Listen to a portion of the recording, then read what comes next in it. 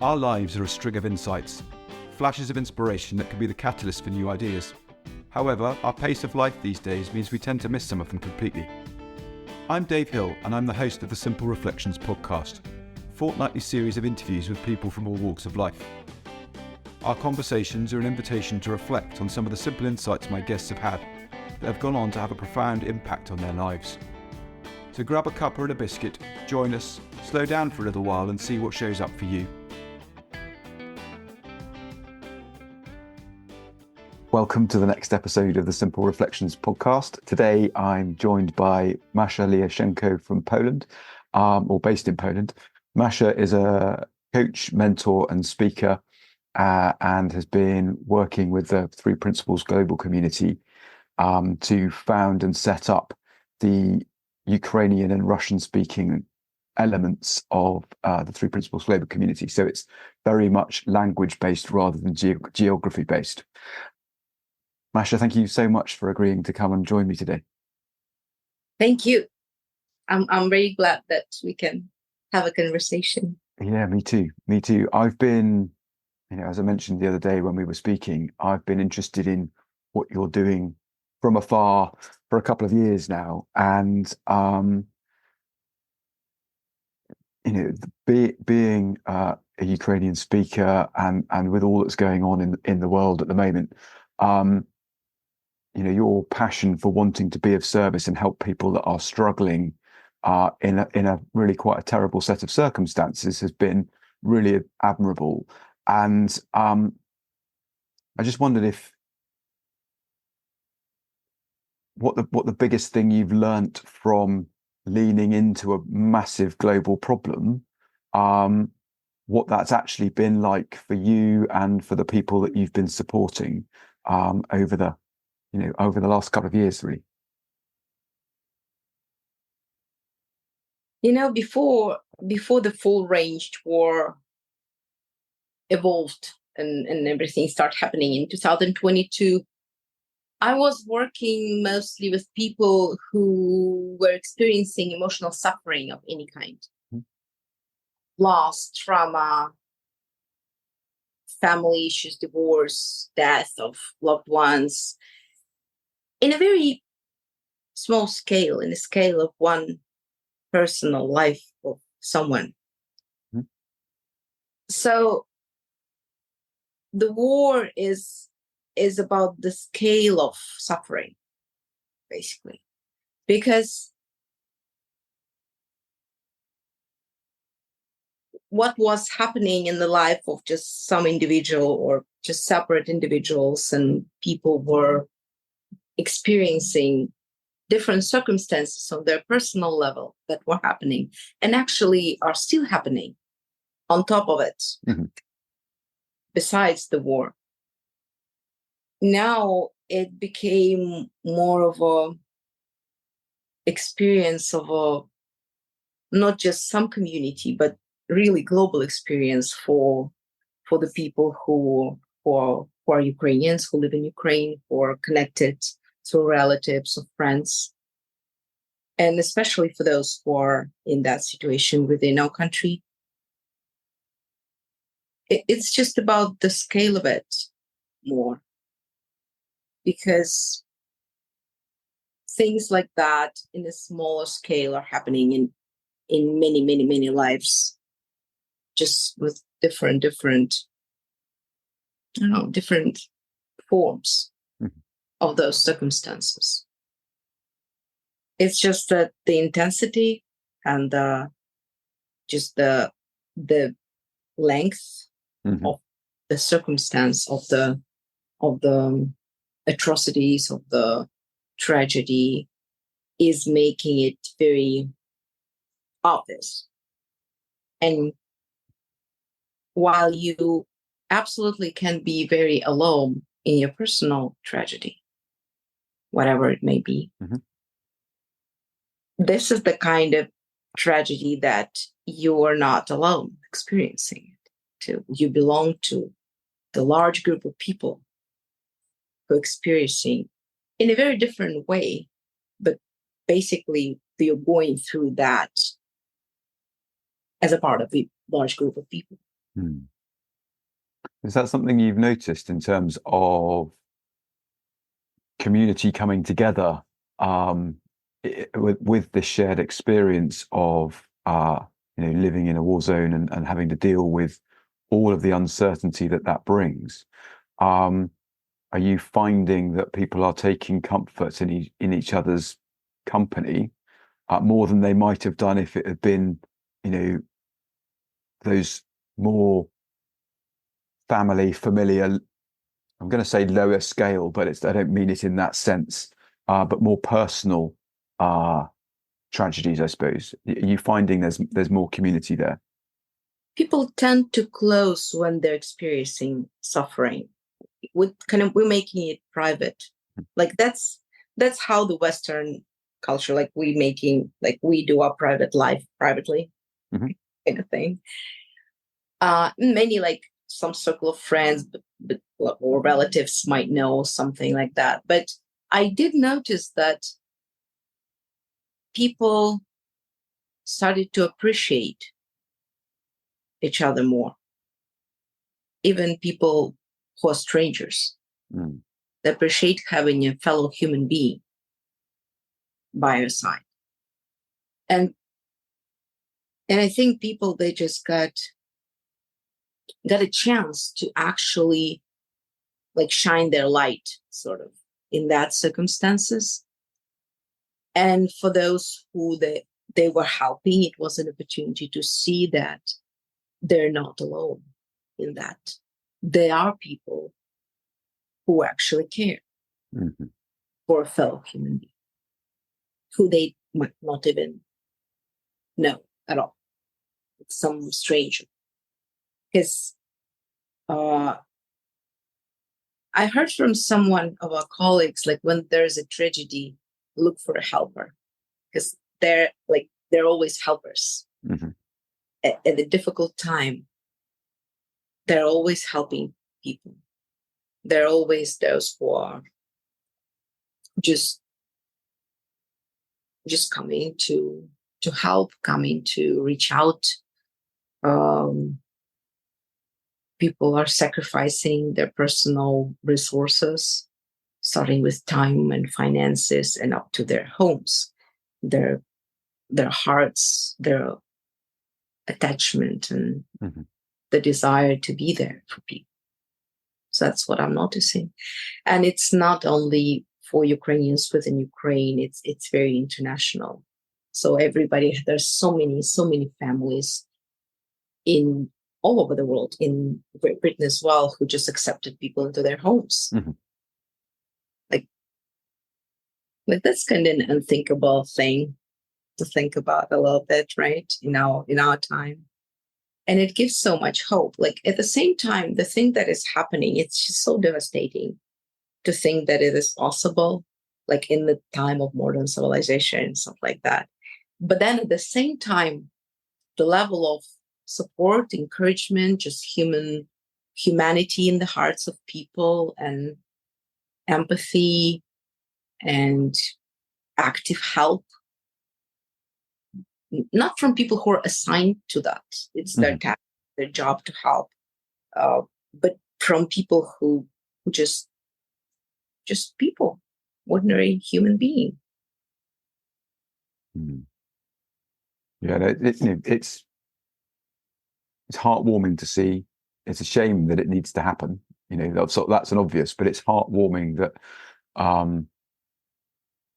there has been and there always will be that outpouring of support from unknown areas. And I suppose that brings me around almost bizarrely to the sort of the start of your journey with this, because as you mentioned last time we spoke, you were helping Marina Gallen by delivering some training, I think in Turkey, and acting as a translator at the time of the war broke out. And how much your world has changed since that moment through, wanting to do something and not quite sure what that was, to what it is that you're doing today. So I'd be really interested if you wouldn't mind explaining one, the sort of bizarre microcosm that you had at that conference that was watching this unfolding, and then how that's progressed through various iterations to where you are today. That would be, I think, really fascinating for people seeing that what can look like a massive, unsurmountable, where do we even start, just starts with doing something. Yeah, exactly what you said. I cannot say that I'm still very much like aware what I'm doing. Mm-hmm. Yeah. to add some correction. It's still a very, very, it's like okay, yeah, this is the plan, this is the journey, this is the map, this is how it goes. It's more of our, yeah, this way. Mm-hmm. This way. That's cool. But I think it would be helpful for people to understand that the first iteration of this way took you to a point in time which created a set of opportunities and circumstances for people, which then you all grew from, and then you've then gone, okay, and now this next. So yeah, I absolutely appreciate there's no grand plan potentially. There might be, but there, that there isn't. That's absolutely cool. I think most of us can relate to that. But I don't know whether the word confidence is, or just the knowing that I would like to do something and I think it looks like this. I started to do something like right away when I got the news in the morning that my daughter, like, we were asleep. She like sent us several voice messages, and and then several calls that we didn't answer. I think there's several calls and then voice messages. I think, why didn't you just write that you're okay? Because then you now need to listen to voice messages to find out what's going on. And then I knew that people must be scared, and people must be panicking, and people must feel hurt. People are suffering, and people who are suffering, there was the people I was addressing kind of all the time. Mm-hmm. So I knew that I can help them to at least kind of get their resources together, so kind of get themselves back together, so they could be functionable mm-hmm. in that time. So I was basically did broadcast like daily.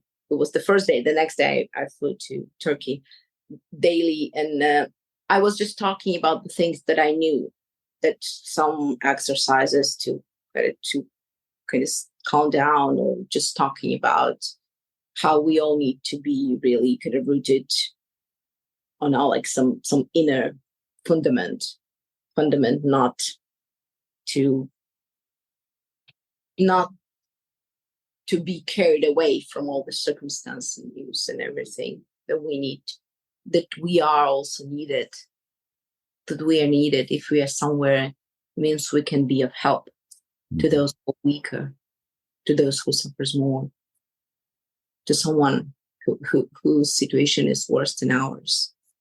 Because that's what people wanted to do when they figure out that, okay, now I'm relatively safe, I'm not like in immediate danger, then I want to help. But you cannot help when you're in anxiety or worry or you're unstable. It's difficult to help. Mm-hmm. So I knew people might not appreciate to be asked to calm down, because they don't want to. We don't want to calm down when something like that's happening. We want to feel something, because it makes us the people we want to be, not indifferent, not cold. So I try to show them that it makes sense to want to calm down. And then when I was talking about it, and just basically talking to people online every day. And then I knew that I didn't realize at first that helpers actually could not help too. that they couldn't help themselves. So people who were equipped, supposedly, to help could not help. So it was not helpful to them, the tools or the knowledge that they had. And somehow for me it was. I just had this stability. And when I heard Marina, that she was talking about things that I felt, but I didn't know how to kind of put it in some form, how to present it. Mm-hmm. I really got very, very kind of purposeful towards, yes, this is as I see, because she only spoke like slots of pieces of, there were other speakers of that training, so she only spoke parts. But she spoke of something that was universal, that was not about, oh, now you need to get that knowledge, or now you need to get that tool.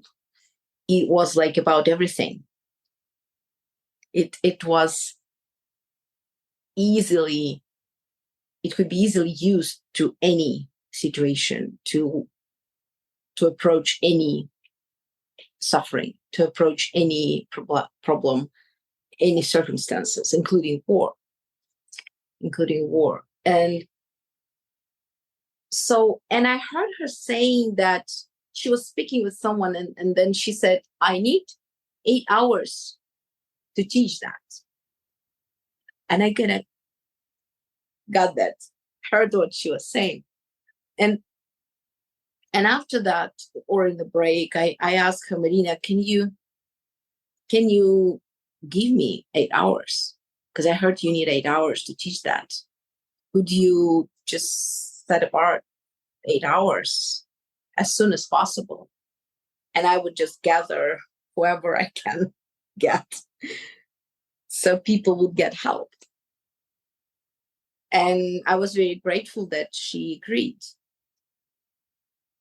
Also, even while we were in Turkey, she arranged a call with Rob Cook just to talk about some common sense, how to be in that situation, some reminders how to approach people in that situation when you are not among them in it closeness. Because people do not appreciate when you tell them something if you're not there with them in that. So it's much more easy to talk to people when you are in Ukraine. Mm-hmm. When I'm in Ukraine, yeah, it's a little bit different conversation. When I'm speaking distantly, it's different. For them, it's different. Mm-hmm. It's not necessarily for me. Because I also realized that universal truth, that we all experience emotions and feelings that are universal, like fear, panic, or anxiety. The feeling, the state of our human being is the same. The circumstances that were the starting point of our thinking, going about it, may be different. But I know what it is like to be at gunpoint. Not during the wartime, but I don't think it's different. It's different. I know what it's like to be in danger, like my life would be in danger, and I would be kind of kidnapped and held captive not during the wartime, because people were always doing that. It's just the scale, and that it's legal in some country to do that scale of crime. So when I was talking to people, I realized that I need to show them that I know how it is. Maybe not that circumstances, but I know how it may be when your life is in danger, when in different circumstances. So for them, because it was important for them. Yeah. I can relate. And sometimes I even think that all these things, sometimes the bad things that happened to me, that were out of my control, happened for a reason too. Not that it's a good thing that happened, but just now I had something they thought I can relate. Well, so that started with that conversations with Marina about, I just saw that it's simple, it's universal, it's pain-free. It doesn't do any like side effect of suffering in addition to the healing. It was very disturbing for me in different paradigms of therapy, that in order to feel better, you need to feel worse. It's like, it didn't feel like love much. I don't know. Yeah, no, that's fair. That was the thing that drew me into the principles in the first place, was it was a hopeful, forward-facing opportunity to see things differently and potentially see how things in the past have been assisted by the same universal understanding, albeit unsighted, versus what some of my friends were experiencing with the therapy that they were going through from a post-traumatic stress point of view, which seemed like going backwards and sort of digging through really painful stuff. And it never felt comfortable to me to hear that that's what was happening, but I didn't question it because that was the perceived wisdom of the day. That's how things were being done by professionals who know what they're doing. And there's no doubt there is some help in there, but it's fairly hit and miss.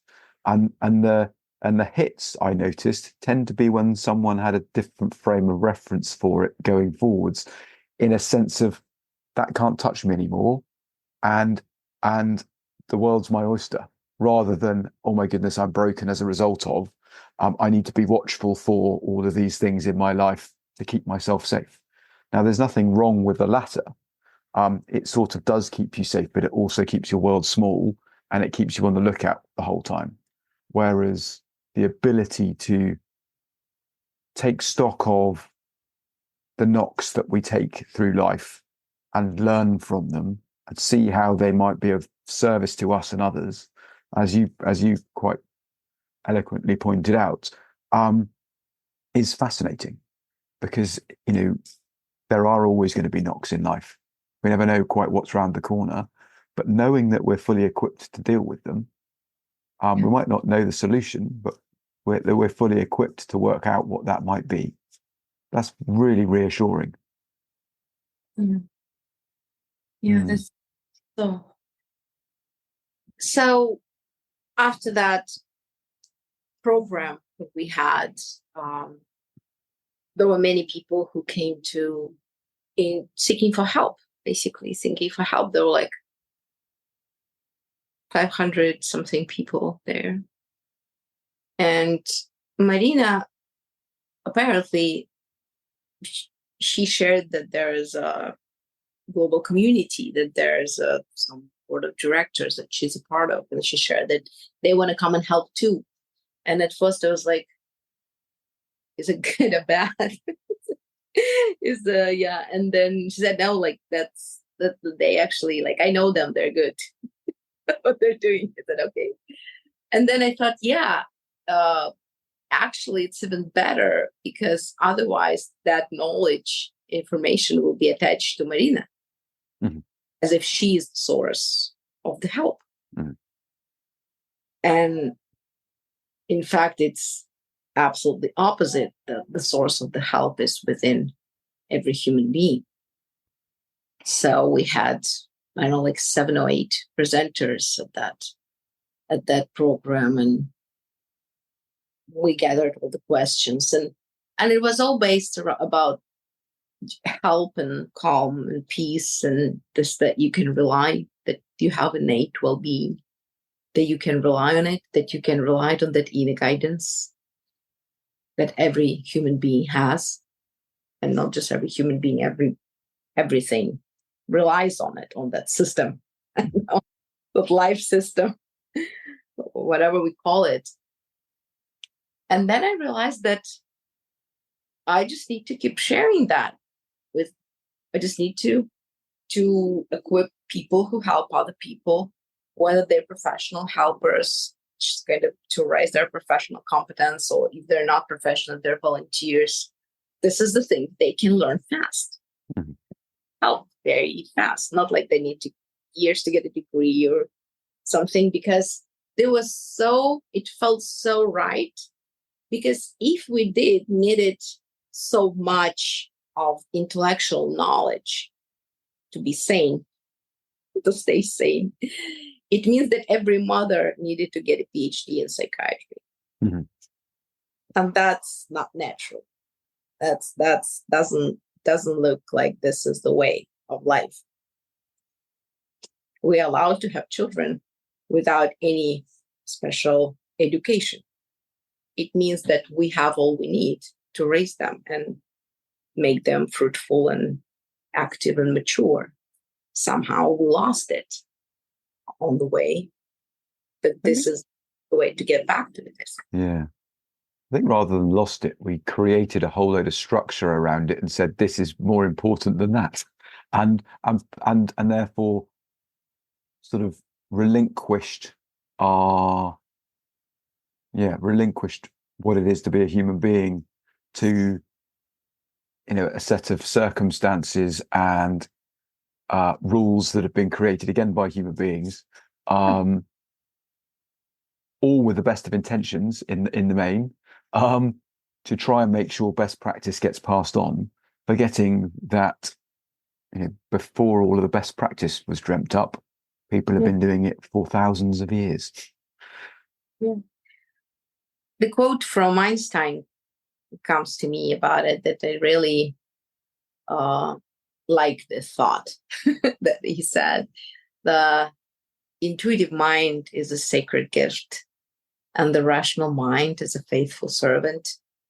And we created this society that honors the servant and not about the gift. So our brain created so beautifully, and it works so well, and it serves us so faithfully that we trusted it. And it made sense. But the logic is only good to some point. Mm-hmm. Because what you're saying about suffering during the therapy process is connected to the logic of physical matter, the reason and consequence, the cause and consequence law of the physical world. That, of course, if we need to get the tree out of the lot, we need to dig to get the roots out. Otherwise, it will grow again. Mm-hmm. When we think about, we need to change the state of person, this emotional state, the psychological state, we need to get to the root. So the logic would tell us, go into the roots of it. But it only because in that, quest, or like this path to become a science, psychology could not do anything else but to focus on things that can be measured, on physical and biological, all that hormones, all the body behavior, things that you can measure, you can work with it. Mm-hmm.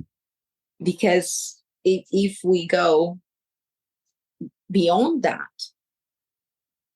there is no matter, there is no subject for science there.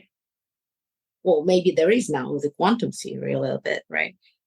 People still trying to get that and to put it in some form of presentation. And it's beautiful. It's great that we go there.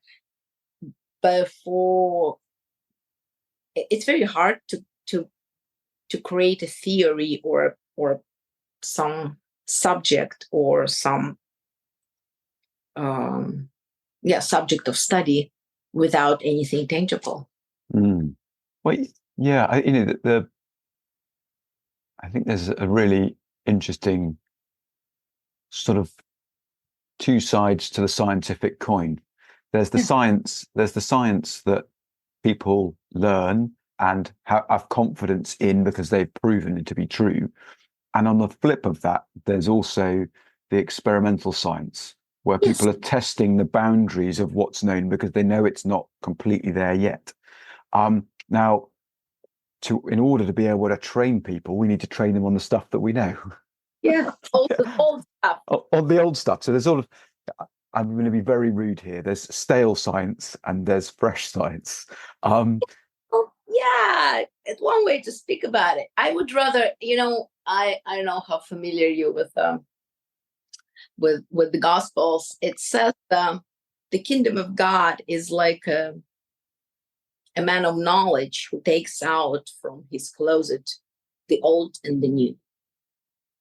So it's like the old and the new together. We have a servant. He has the whole library of knowledge in our brain.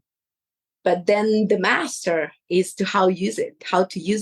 And for a new moment that is fresh, that never existed before.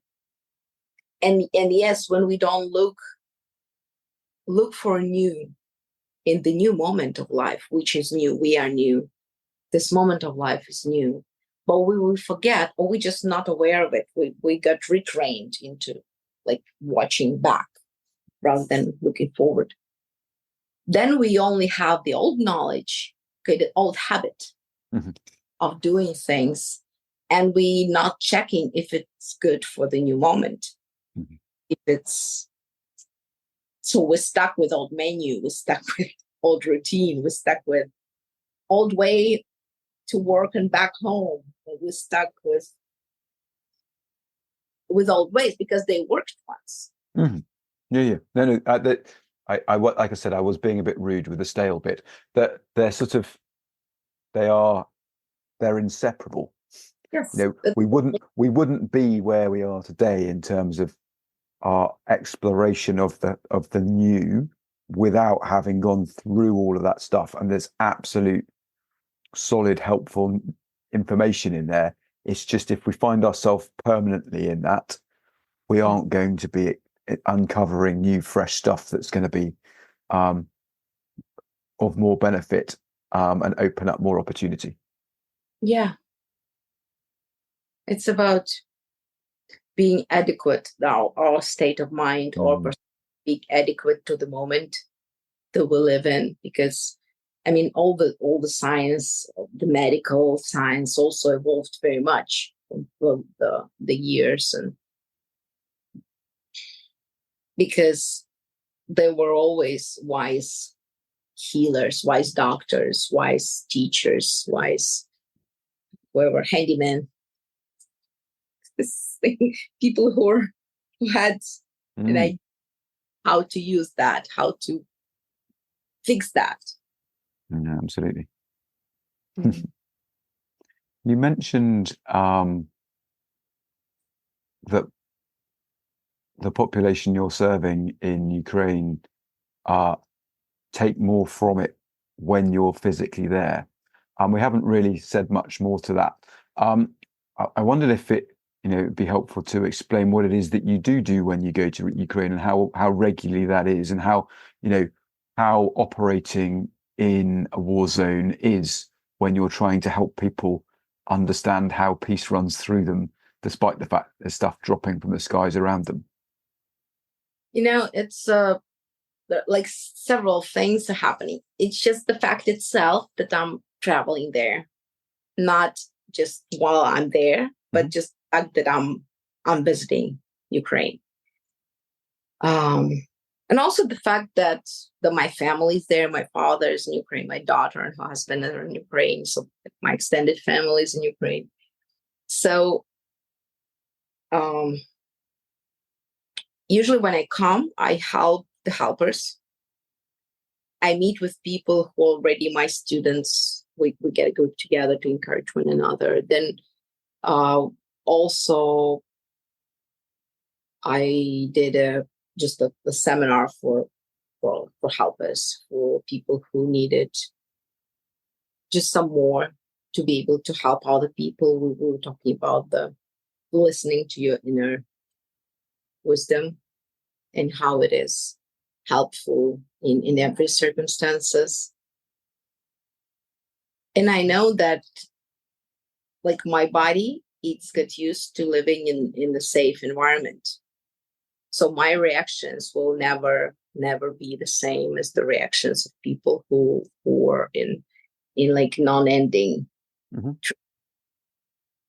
circumstances. But usually when I come and my children are like laughing, oh, Mama came, now we're gonna have something. So she would get the feeling of what we're dealing with. And unfortunately, yeah, basically when I come, I experience the same events that I experienced by everybody there. And the city, the capital, is not close to the front line. It's a little deeper into the country, but still the air forces, or like whatever. I don't know much lexics. That's okay. Missile technology type of stuff, like drone attacks and stuff that were happening, is thing that you experience. I just see the difference. People get tired. People are getting tired of it. So they just stop reacting, not because it's healthy, but because they're just systems that whatever, like, this is separate, me separate. Now, like, this is the way to survive. I just cannot pay attention to all that all the time. So they come to that wisdom of like here and now. But usually when I'm there, I'm not. Well, first I'm not afraid that I might die, because I might die any given moment. That I'm also very much aware of. And also I know that the people are tired. So it's not like, yes, there is a war happening and there is this community separate. No, it's all this circumstance that is just not ending. And also I follow the news, like all the news, because if I'm going to be talking to people, I need to know their informational, the thing they're part of, so I would be relevant. Because if something happened today in the morning and I'm going to be talking to people and I have no idea what happened, I will not necessarily be. But that's what I do. I know not everybody think that it's worth doing, or people get too upset when they read a lot of news. But I don't think it's bad to be upset. It's okay. I don't mind to be upset. Actually, it's very human to be upset. It's just that I know I should not act on or make any major decisions when I'm upset. I can. So. Have you got any plans to go back in the near future, or most of yours? Yeah, I'm planning to go this before the end of the year, because I have a plan to make some in-person program again. And we're constantly doing something in Ukrainian and Russian language for those who are in Ukraine, for those who left Ukraine, because many people fled. And many came back again. And then other people left. So it's, I guess,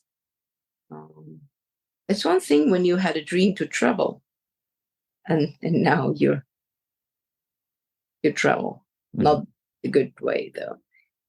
But other thing when you never wanted to leave. when you, well, all you wanted is kind of stay and live your life where you live your life. And many older people, they just, many people of my generation kind of persuaded their parents to leave, and they left, and then they came back. Mhm. They just didn't feel that it's better for them. Somehow in your home is better if it's actually a situation that is with not some immediate threat. I think people, when they understand that, because I have students who are in the military, like right in the middle of it, Mhm. and they say that it helps very much. That it helps to be calm. It helps to not to just be filled with hatred, and it just helps to be of a good support to your comrades from your military group, from your, I don't know English words for that much. That's okay. Yeah, from your squad. I don't know. Yeah, no, that's cool. No, and yeah, there's no need. Yeah, from the immediate team that you're in, and the larger organization, whatever that is called, who you live in and wake up with, like who you want dying to, because that's what's happening too.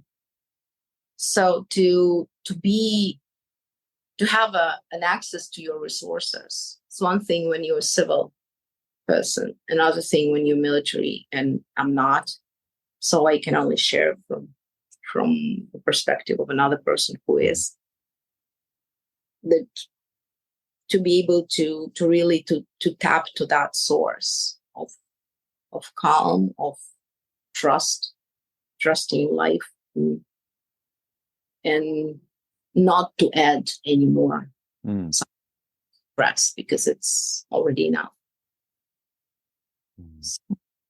No, that's really cool.